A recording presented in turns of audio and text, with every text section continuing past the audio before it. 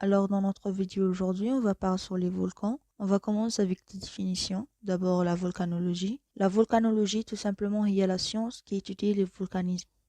Un volcanologue ou le scientifique spécialiste de cette branche de la géologie, généralement lié à la géodynamique ou la géomorphologie. Un volcan ou à l'ensemble géologique qui résulte de la montée d'un magma puis l'éruption d'une partie de ce magma.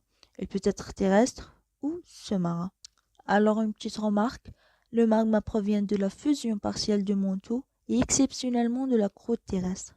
Et c'est ça pour les définitions. Maintenant, on va voir une description d'un volcan sous forme d'un schéma. On a une chambre magmatique. Alors les chambres magmatiques se trouvent entre 10 et 5 km de profondeur de la lithosphère. Elle est alimentée par du magma venu du manteau. Il joue le rôle de réservoir et de lieu de différenciation du magma. Après, on a une ou plusieurs chemins volcaniques. Elle permet la circulation de magma de la chambre magmatique vers la surface. Après la surface, on a un cratère qui bouche le chemin volcanique. Après, on a des fissures latérales. هادو يبانو sur les côtés du volcan. هادو يبانو suite de son gonflement ou la dégonflement. Ils peuvent permettre l'émission de lave sous la forme d'une éruption fissurale. Après donc, on a l'activité volcanique ou l'éruption volcanique. وشنو هي une éruption volcanique? Il y a la période d'activité d'un volcan pendant laquelle il émet divers matériaux comme la lave, la typhrasse et des gaz. Entre parenthèses, magma il y a lave plus gaz. Et on peut classer les volcans sous fonction de leur histoire d'activité.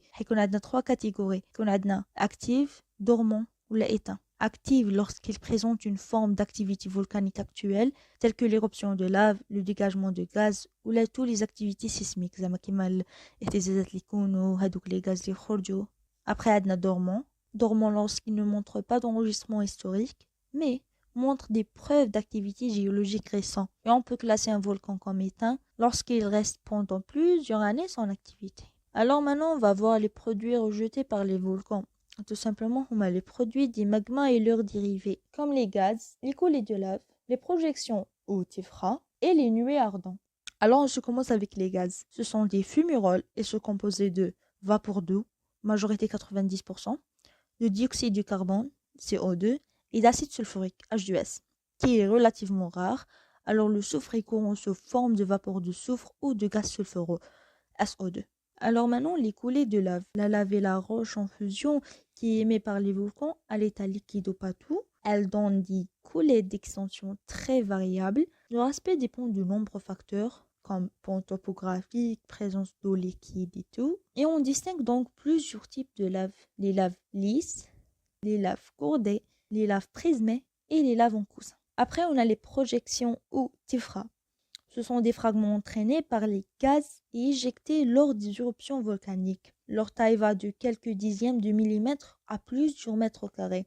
On distingue deux. Les premiers sont les blocs et les bombes volcaniques et les deuxièmes sont les lapides et les cendres. Les blocs et les bombes volcaniques, alors les blocs sont anguleux projetés à l'état solide, alors que les bombes sont plus arrondies et projetées à l'état pâteau.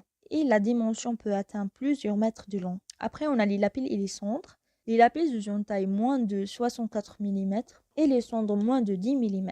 Les fragments sont de forme irrégulière, souvent très pauvres, de faible densité. Les cendres peuvent disperser dans la haute atmosphère sur l'ensemble de la Terre.